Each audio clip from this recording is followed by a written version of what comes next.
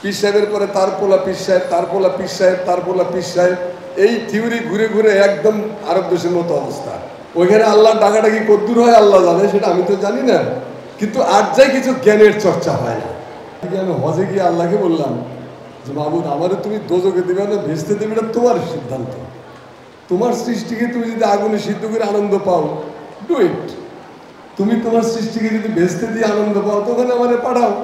আর একটা প্রার্থনা করেছিলাম যে পাপ পুণ্যের জন্য তোমার কাছে আসি নাই, তোমার কাছে আসছি বাংলাদেশের মাথার থেকে জগদ্দল এই দৈত্য ডাইনি, এই ডাকাতটারে আমাদের ঘরের থেকে নামাও। আরেকটা কইছিলাম, বললাম যে এই যে আরব বিশ্বের যে রাজা বাদশাগুলো আছে না, এই হারামিগুলোকে তুমি কি দুনিয়ার থেকে সরাই দেওয়ার ক্ষমতা রাখো না? এই বাদশাহ রাজাদের হাত থেকে মুসলিম জাহানকে তুমি রক্ষা করো না। এগুলো সব আমেরিকার দালাল, ইসরায়েলের পা পোষা, মানে পোষা চাকর বাকরের মতো হয়। শুনতে খারাপ লাগে, কিন্তু এর সাথে ভদ্র ভাষা বলার দিন এখন আর নাই। যাই হোক, তো সেই দরখাস্তটা রয়ে গেল। আজকে তিনি সভাপতিত্ব করতেছেন। ভাবেন, একটা মানুষ 30 বছর ঘুমায়নি, 30 বছর 200-250 মতো বই লিখেছেন, তো জান্নাত তো কনফার্ম। তার কাছেও দরখাস্ত যে আমার একটু নিয়ে যায় সাথে করে আর কি। কবি তো রসুল, আল্লাহ রসুল কবিদেরকে ম্যানেজ করার জন্য বলতেছে, আর এই কবির মুখটা কেউ বন্ধ করো না,